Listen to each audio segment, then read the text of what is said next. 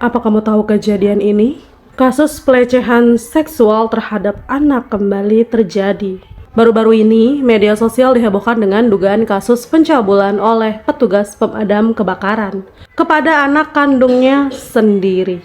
Petugas damkar itu berinisial SN yang memiliki mantan istri berinisial P. Ia dan mantan suaminya sudah bercerai sejak Februari 2020. Mereka berdua dikaruniai anak perempuan yang berinisial S yang berusia 5 tahun. Kejadian ini bermula pada tanggal 31 Januari 2024 ketika sang ayah mengajaknya menginap. Bahkan ayah S menjemput S sendiri di kediaman ibunya untuk pergi menginap.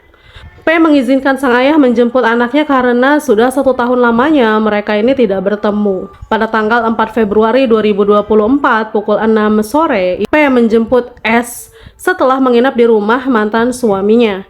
Saat perjalanan pulang dari menginap, S mengeluhkan sakit di bagian vitalnya pada sang ibu. Betapa kagetnya P saat lihat alat vital S ini ada luka gesekan sampai memerah. Berdasarkan keterangan P, S mengaku dilecehkan saat mau tidur. Saat kejadian, sang ayah mematikan lampu kamar seolah-olah bersiap untuk tidur. Lalu menurut cerita S kepada ibunya, sang ayah memasukkan sesuatu benda ke alat vitalnya. Ia tidak melihat benda tersebut, namun S mengaku jijik untuk memegangnya. Ketika peristiwa tersebut terjadi, S memang tidak menangis, namun berusaha melawan. Menurut sang ibu, cerita S ini selalu konsisten ketika ditanya oleh dirinya, dokter maupun petugas kepolisian. Usai mendengar keterangan anak dan melihat luka-lukanya, ibu korban memeriksakan korban ke rumah sakit. Hasil visum dari dokter kandungan menemukan bahwa S mengalami luka robek di dalam kelaminnya. Hal ini membuat dokter yang bertugas menyarankan sang ibu untuk membuat laporan ke Polda Metro Jaya. Ibu korban membeberkan bahwa mantan suaminya sekaligus terduga pelaku bernama SN merupakan petugas damkar di Jakarta Timur. SN dilaporkan ke Polda Metro Jaya atas tuduhan pencabulan anak oleh ibu korban.